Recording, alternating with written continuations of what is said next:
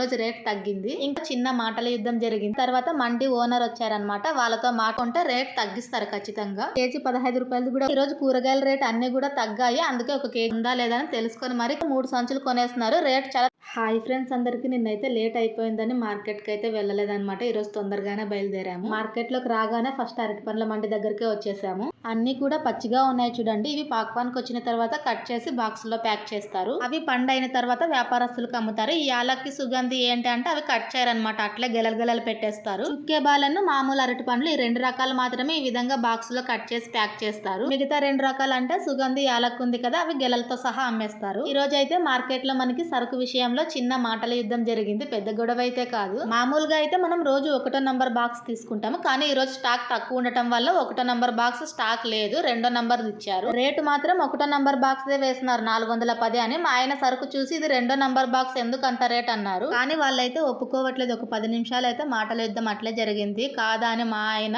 అవును ఇది 1వ నంబర్ బాక్స్ అని వాళ్ళు అట్లా వాదిస్తూనే ఉన్నారు. కాసేపటి తర్వాత మండి ఓనర్ వచ్చారనమాట. వాళ్ళతో మాట్లాడి 380 రూపాయలకి 2nd నంబర్ బాక్స్ తీసుకొచ్చాము. 1వ నంబర్ బాక్స్ అయితే స్టాక్ లేదు. రెండింటికి డిఫరెన్స్ ఎలా కనుక్కోవాలి అనేది నేను సరుకు బండి మీద జోడించినప్పుడు చెప్తానండి. ఇప్పుడైతే ఈ బత్తాయి కాయలు చూసేద్దాం.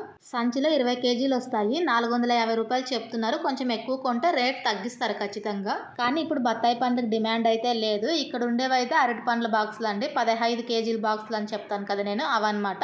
పైన ఎంత హైట్ లో పెట్టినారు చూడండి. ఇవన్నీ ఒకరే కొన్నారు. ఇట్లా ఎక్కువ మొత్తంలో కొన్నప్పుడు ఖచ్చితంగా రేట్ అయితే తగ్గిస్తారు. మరీ బీభత్సంగా అయితే ఏం తగ్గదు. బాక్స్ మీద 20 రూపాయల నుంచి 40 రూపాయల దాకా తగ్గిస్తారండి. అది దళారుని బట్టి సరుకుని బట్టి మారుతుంది రేటు. సపోజ్ మనం 10 బాక్సులు కొన్నాం అనుకోండి, తక్కువలో తక్కువ 20 రూపాయలు లెక్కేసుకున్న 200 మిగిలిపోతుంది మనకి ఎక్కువ మొత్తం కొన్నప్పుడు. మనమైతే ఇంకా కూరగాయల మార్కెట్ లోకి వచ్చేసినామండి ఈ రోజు. ఎందుకంటే పండ్ల మార్కెట్ పెద్దగా రష్ అయితే లేదు, తక్కువే ఉంది సరుకు. మునక్కాయల స్టాక్ అయితే కొంచెం ఎక్కువ మొత్తంలో కనిపిస్తుంది. ఒకవేళ సీజన్ ఏమైనా స్టార్ట్ అవుతుందేమో. ఇంతకు ముందు అయితే మార్కెట్ లో ఇంత పెద్ద మొత్తంలో ఉండేది కాదు, తక్కువ ఉండేది. ఈ అన్న ఒక్క కట్ట వచ్చేసి 50 రూపాయలు అంటున్నారా, అంటే చాలా పెద్ద సైజు ఉన్నాయి అనమాట. క్వాలిటీ అయితే బాగున్నాయి. దాంట్లో ఎన్ని పీసులు వచ్చింటాయి అనేది అయితే నేను కౌంట్ చేయలేదు, అడగలేదు కూడా. ఈ రోజు ఆకుకూరలన్నీ రేట్ తక్కువ అయిపోయినాయి. నేనైతే 2 రూపాయలకు పుదీనా కట్ట కొన్నాను. ఆడవాళ్ళ తెలివితేటలు అంటే ఇట్లే ఉంటాయి. రూపాయి 2 రూపాయలు పొదుపు చేస్తారు. మామూలుగా అయితే హోల్సేల్ రేట్ అయినా పుదీనా 5 రూపాయలకు తక్కువ అయితే ఉండదు. ఈ రోజు రేట్ తగ్గింది. ఇంకా ఈ కాకరకాయ అయితే దడం 100 రూపాయలు చెప్తున్నారు. క్యారెట్ కూడా అంతే. దడం వచ్చేసి 110 ఒక రకం ఉంది, 90 రూపాయలది ఒక రకం ఉంది. ఏ రకం ఐటమ్ అయినా అంతే, 2 రకాలు లేదా 3 రకాలు ఖచ్చితంగా ఉంటది. ఎందుకంటే రేట్ డిఫరెన్స్ పెడతారు. 3వ రకం క్యారెట్ అయితే కేజీ 15 రూపాయలు కూడా ఉంది. అయితే ఇది హోల్సేల్ మార్కెట్ కదా, ప్రతి ఐటమ్ కూడా 2-3 కుప్పలు సపరేట్ గా పెట్టింటారు. కేజీ కొన్నప్పుడు మామూలు రేటే వేస్తారు మనకి.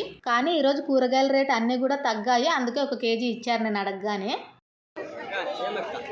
ఎంగానా 100 రూపాయలు 5 కేజీ అవు 40 రూపాయలు 3 కేజీ 40 రూపాయలు 100 రూపాయలు 5 ಕೇಜಿ ಅಕ್ಕ 100 ರೂಪಾಯಿಗೆ 4 ಕೇಜಿ ಹಾಕಿರೋದು ನಾ 1 ಕೇಜಿ ಹಾಕನ ಚೇಂಜ್ ಐತಿ 1 ಕೇಜಿ ಕೇಜಿ ಅಲ್ಲ ಚಿಲ್ಲರೆ 20 ರೂಪಾಯಿ. ఈ అన్న అయితే వాళ్ళ ఓనర్ పర్మిషన్ తీసుకొని 20 రూపాయలు నా దగ్గర చిల్లర ఉందా లేదా అని తెలుసుకొని మరి కేజీ తూకం ఇస్తున్నారు.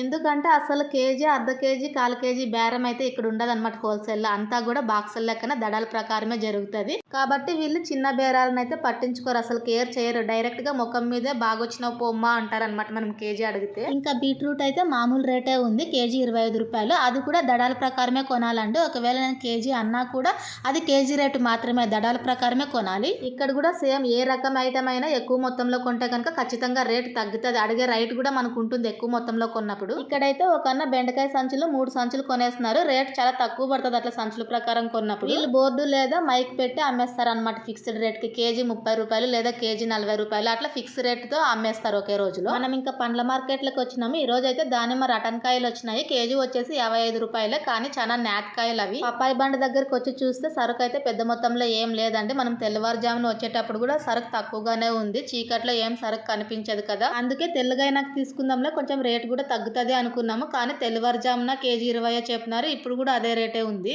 2వ రకం 3వ రకం అయితే 18-15 రూపాయలు నడుస్తుంది. కానీ ఆ సరుకు అమ్ముకోలేము మనము, ఎందుకంటే డ్యామేజ్ ఎక్కువ వస్తుంది. మరుసటి రోజుకి తడుస్తుంది మాల్. అది శనక్కట్ట అయితే కావాలనే కొనలేదండి. ఇప్పుడైతే ఖాళీ అయింది, పొద్దున్న ఉండింది. మనమైతే ఇంక ఇంటికి బయలుదేరిపోయాము. ఎందుకు శనక్కట్ట కొనలేదు ఈ రోజు అంటే మనకి 2 రోజులు కంటిన్యూగా మిగిలిపోయింది కదా. నిన్నైతే వ్యాపారం వ్యాపారం చేయలేదులేండి. అంతకుముందు 2 రోజులు కంటిన్యూగా మిగిలిపోయింది సరుకు. అందుకే ఈరోజు పోతుందో లేదో అనే ఉద్దేశంతో కొనలేదు. మన వ్యాపారంలో ఏదైనా అంతే, ఒక ఐటమ్ స్లో మూమెంట్ అయిందంటే ఒక రోజు లేదా 2 రోజులు దానికి గ్యాప్ ఇవ్వడమే మంచిది. ఒక్కోసారి ఆటో వ్యాపారమే బెస్ట్ అనిపిస్తుంది నాకు. ఇట్లా చూసినప్పుడు ఈ అన్నవాళ్ళు చూడండి, ఆటో నిండా మొత్తం వేసేస్తున్నారు. మొత్తం కూడా పచ్చి బఠానీనే అది. అట్లా ఎక్కువ మొత్తం సరుకు తక్కువ రేటుకి కొని బోర్డు లేదా మైక్ పెట్టి ఆటోలో అమ్మేస్తారు. మామూలుగా కస్టమర్స్కి ఏమనిపిస్తుంది అప్పుడు, ఆటోలో అయితే రేట్ తక్కువ ఉంది, ఈ చిరు వ్యాపారస్తుల దగ్గర అయితే రేట్ ఎక్కువగా ఉంది అనుకుంటారు. చాలా మంది 99% అట్లే అనుకుంటారు. కాకపోతే మళ్ళీ చిన్న వ్యాపారస్తులకి రేట్ ఎక్కువ పడుతుంది కదా అక్కడ. అది కూడా 50% క్వాలిటీ మీద డిపెండ్ అయి ఉంటుంది. అయితే ప్రతి ఒక్కరు కూడా వ్యాపారం చేసే వాళ్ళు వాళ్ళ ఏరియాని బట్టి సరుకు తెచ్చుకొని అమ్ముకుంటారు. నేనైతే రోజు ఇంక మార్కెట్ నుంచి ఇంటికి వచ్చేటప్పుడే కసువు ఊడ్చేసి వస్తాను అనమాట, మేము బండి పెట్టే ప్లేస్ లో. ఎందుకంటే మళ్ళీ మాల్ వచ్చిన తర్వాత కసువు ఊడిస్తే గనక మొత్తం దుమ్ము లేస్తుంది కదా, అప్పుడు పండ్ల మీద డస్ట్ పడే ఛాన్స్ ఉంటుంది. అందుకే పొద్దున్నే క్లీన్ చేస్తాను. రోజు క్లీన్ చేస్తేనే నీట్ గా ఉంటుంది. కానీ ఒక్క రోజు నిన్న చేయకపోయేసరికి మొత్తం గలీజ్ ఎక్కువ అయిపోయింది. ఇంకా నేనైతే 10 గంటల కల్లా మొత్తం కూడా ఇంట్లో పనులు ముగించుకొని బండి దగ్గరకు బయలుదేరిపోయాను. ఇలాగే ఉంటదండి నాది రోజు పని. బండి దగ్గరికి ఇంటికి తిరగడమే సరిపోతుంది అనమాట వ్యాపారం చేసిన రోజులు. బండి వేయకున్న రోజు మాత్రం కొంచెం రెస్ట్ దొరుకుతుంది నాకే, అప్పుడు కూడా ఇంట్లో పనులే సరిపోతాయి. ఇంక ఈ రోజు అయితే బండి మీద ఒకే రకం ఐటెం ఉందండి. మామూలుగా అయితే 2 లేదా 3 పెట్టేవాళ్ళం కదా, ఈరోజు అరటి పండ్లు మాత్రమే అనమాట. ఇక్కడ కూడా ఈ సైడ్ ఉన్నాయి కదా, ఈ లాస్ట్ వచ్చేసి 60 రూపాయలు మాలు. అక్కడ సైడ్ ఉండేటివి అయితే పైన 40 రూపాయలు, దాని కింద ఉండేవైతే 50 రూపాయలు డజను. ఇంకా తెలుసు కదా, మామూలుగా అయితే ఫిక్స్డ్ రేట్ కాదు, 40, 50, 60 చెప్పినా కూడా బార్గెన్ చేసే విధానంలో కొంచెం మార్పు ఉంటుంది. అది కూడా మనం ఇచ్చే సరుకును బట్టి మారుస్తాము. ఒకవేళ మిక్స్ చేసి పెడితే కనుక బార్గెన్ చేసి తక్కువ రేటుకి తీసుకెళ్లే వాళ్ళు ఫస్ట్ పెద్ద సైజు మంచిగా ఉండే మాలే తీసుకుంటారు. అప్పుడు 50 రూపాయలకు పెట్టి కొనే కస్టమర్కి, 40 రూపాయలు పెట్టి కొనే కస్టమర్కి, 60 రూపాయలు ఇచ్చి తీసుకెళ్లే కస్టమర్కి కూడా తేడా ఉండదు కదా. అందుకే ఈ విధంగా మనం సపరేట్గా జోడిస్తామన్నమాట. ఇంకా మధ్యాహ్నం నేను భోజనం చేయడానికి ఇంటికి వెళ్ళేటప్పుడు అయితే ఒక 1/2 డజన్ అరటి పండ్లు తీసుకెళ్తున్నాను. నాకు కాదు, బొమ్మలు అమ్మే అక్క చెప్పింది అనమాట తీసుకురమ్మని 1/2 డజన్. ఇంతకుముందు మామిడి పండ్ల సీజన్లో వచ్చారు. మళ్ళీ ఇన్ని రోజులు గ్యాప్ ఇచ్చి ఈ మధ్యన వస్తుందన్నమాట ఈ అక్క. మా వ్యాపారానికి ఈ అక్క వ్యాపారానికి ఎక్కువ దూరం అయితే ఉండదు, ఒక 30 అడుగుల దూరం ఉంటుంది అంతే. చాలా అనుకూలంగా ఉంటుంది మాకు ఈ అక్క. నేను అన్నం తినేసి 3 గంటల కల్లా బండి దగ్గరకు వచ్చాను. పర్లేదు, సరుకు అయితే 3/4 భాగం ఖాళీ అయ్యింది. మధ్యాహ్నం కల్లా సరుకు ఖాళీ అయితే టెన్షన్ ఉండదు అనమాట. కొంచెం ఉన్నప్పుడు అమ్ముకోవచ్చులే అనే ధైర్యం ఉంటుంది. అదే 3/4 భాగం లేదా సగ భాగం ఖాళీ అవ్వలేదు అనుకోండి, మధ్యాహ్నం లోపు కొంచెం ఎదా చేయాల్సి వస్తుంది అనమాట. 1వ నంబర్ బాక్స్కి 2వ నంబర్ బాక్స్కి తేడా ఎలా కనుక్కోవాలో చూపిస్తాను చూడండి.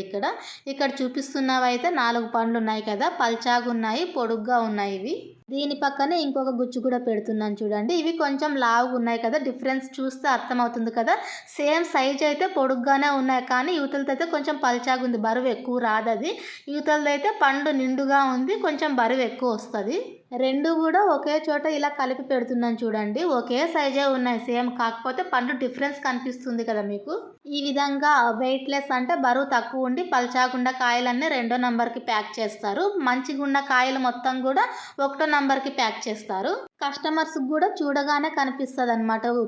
చూడడానికైతే సైజు పెద్దగానే కనిపిస్తుంది, కాకపోతే కాయ సైజు వచ్చేసి లావు లేదు. ఇది ఒకటి తిన్నా ఒకటే, ఇవి 2 కాయలు తిన్నా ఒకటే, అట్లుంటుంది అనమాట దానికి దీనికి తేడా. స్టార్టింగ్లో అయితే నాకు కూడా పెద్దగా తెలిసేది కాదండి ఇట్లాంటివి. ఇప్పుడేంటి అంటే కంటిన్యూస్గా ఆయన వెనకాల మార్కెట్కి వెళ్తాను కదా, సరుకు చూస్తాను అనమాట. ఈ రేటుకి ఈ సరుకు వస్తుంది, ఇది కాదు అనేసి అర్థమవుతుంది. ఏదైనా అంతే, ఒకరు చెప్పడం కన్నా మనం చేస్తేనే మనకు తెలుస్తుంది అనమాట. ఒక అడుగు ముందుకేస్తేనే దాని గురించి మనకి పూర్తిగా అర్థమవుతుంది, పూర్తి అవగాహన వస్తుంది. కొత్త సంవత్సరం వచ్చింది కదా, రెగ్యులర్ కస్టమర్ అయితే మనకు క్యాలెండర్స్ ఇచ్చి వెళ్తున్నారు. ఇది 3వ క్యాలెండర్ ఈ విధంగా ఇచ్చి వెళ్ళడం. 2వ నంబర్ బాక్స్ తీసుకున్నాము. ఈ సైజ్ చూసి కస్టమర్స్ నిలబడతారో లేదో అనుకున్నాను, కానీ సాయంత్రం 4 గంటల కల్లా బాగానే ఖాళీ అయినాయి. ఇంకా 2 గుచ్చులు మాత్రమే మిగిలినాయి. నాకైతే సంతోషం అయిపోతుంది అనమాట. 4 గంటలకే మొత్తం సరుకు అయిపోయి ఇంకొంచెమే మిగిలింది కదా, 6 గంటల కల్లా ఇంటికి వెళ్ళిపోవచ్చు అని. కానీ అంత టైం కూడా పట్టలేదు. కొంచెమే ఉన్నప్పుడు కస్టమర్స్ ఆగరు కదా, ఎంతసేపు అవుతుందో ఏమో అనుకున్నాను. కానీ 5 గంటల కల్లా బండి మీద సరుకు అయితే మొత్తం అమ్ముడిపోయింది, ఏం మిగలలేదు. ఇంకా నేను వ్యాపారాన్ని క్లోజ్ చేసి మొత్తం బండి మీద పెట్టేసుకొని బండి నేనే తోసుకొచ్చాను ఇంటి దగ్గర. నేను బండి తోసుకురాగానే ఆయన సౌండ్ విని కిందకి దిగొచ్చారనమాట. ఇంక నేను వచ్చేసానని మొత్తం కూడా నేనైతే ఇంక పైనకి తీసుకెళ్తున్నాను. ఈరోజు 2వ నంబర్ బాక్స్ వేసుకున్నాము. లాభం ఏమొస్తుందో ఏమో అనుకున్నాం కానీ మంచిగానే వచ్చిందండి. 350 రూపాయలు. రెండో నంబర్ బాక్స్ అయినా కూడా మాల్ నీట్గా ఉంది కదా, ఎక్కువ ఆర్గ్యుమెంట్ అయితే జరగలేదు కస్టమర్ దగ్గర. ఇది ఈరోజు వ్యాపారం. వీడియో నచ్చితే ఒక చిన్న లైక్తో సబ్స్క్రైబ్ చేసుకోండి friends. Thank you for watching. Bye bye.